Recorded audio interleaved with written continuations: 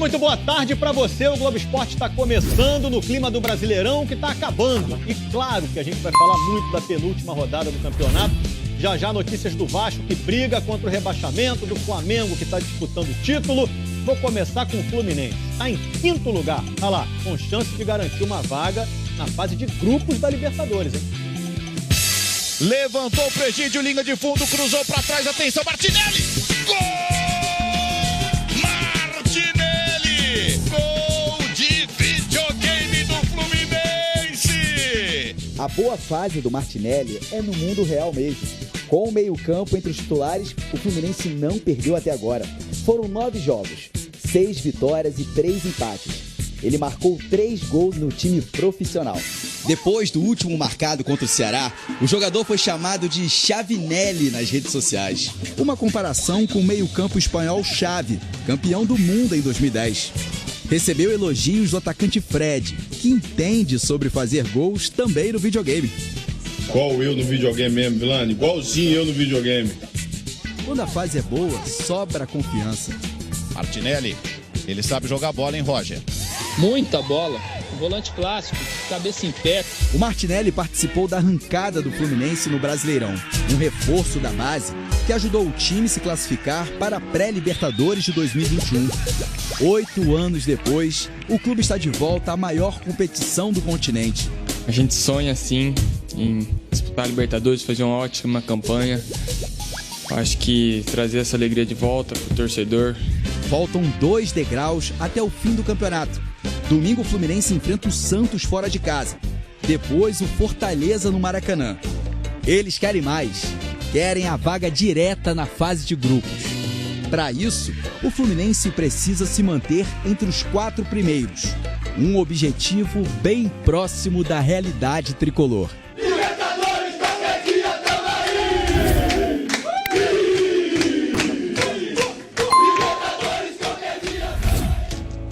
Festa no Fluminense, tristeza no Botafogo, que só volta ao campo na segunda-feira contra o São Paulo. O Botafogo está rebaixado, né? E agora resta evitar que a campanha seja marcada como uma das piores da história dos pontos corridos. Os números estampam a terrível temporada do Botafogo. Poucos gols marcados, muitos gols sofridos, poucas oportunidades de gols criadas. Isso tudo levou o Botafogo a ter uma campanha muito ruim. São 15 derrotas, 1 empate e apenas 1 vitória. Isso só no retorno do Brasileiro. Isso, de repente, é um reflexo de todas as escolhas equivocadas da gestão. Equivocadas em algumas contratações, mudanças de treinadores de forma excessiva. Isso tudo pode ter levado o Botafogo a um número tão pequeno de pontos no segundo turno. Se perder os 2 próximos jogos contra São Paulo e Ceará, Botafogo terminará o retorno com apenas 4 pontos conquistados. Será a pior campanha feita por um time num turno na história do Campeonato de Pontos Corridos, disputado desde 2003. Hoje, as piores pontuações são do América de Natal em 2007 e do Avaí em 2019. Nessas campanhas, os 2 times fizeram apenas 7 pontos em um turno. Até agora, o Botafogo só venceu 4 vezes em todo o campeonato. E essa falta de ousadia, né? A falta de uma permanência de um treinador somente, com uma ideia mais ofensiva, eu acho que a falta disso fez com que o Botafogo tivesse somente 4 vitórias dentro da competição e sofrer como está sofrendo.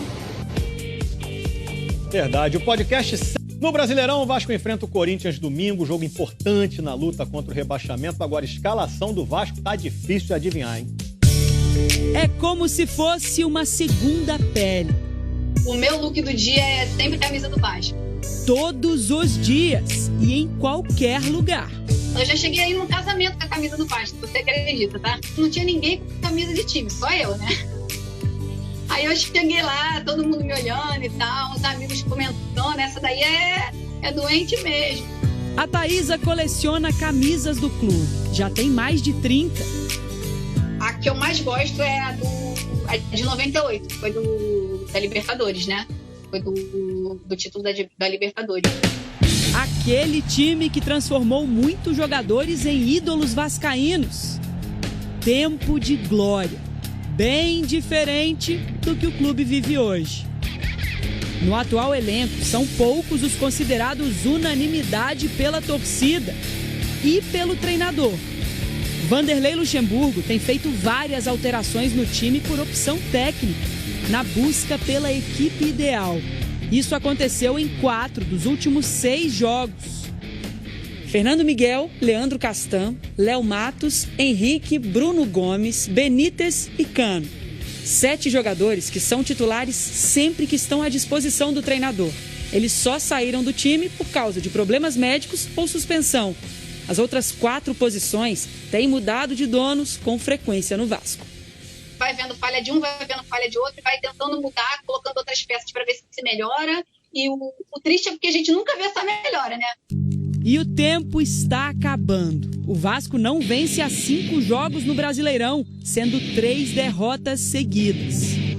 Eu acho que é mais uma questão do psicológico mesmo dos jogadores, que eu acredito que estejam todos bastante abalados. Você vê que a gente teve o nosso artilheiro perdendo um pênalti, né? Não crucifico, mas é porque aí você percebe como eles estão sentindo o momento. Cano partiu, bateu pra fora! O time precisa vencer o Corinthians no próximo domingo para continuar sonhando com a permanência na Série A. A gente tem um orgulho do que o Vasco nos proporcionou há muito tempo atrás, que o Vasco é pra gente.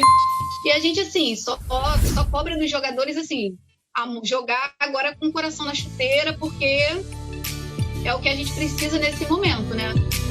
Para que o orgulho de vestir Vasco todos os dias fique cada vez maior.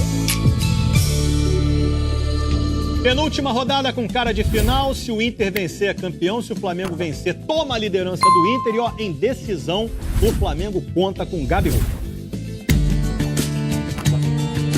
A pose tá imortalizada, seja nas coleções dos torcedores ou em fotos e imagens.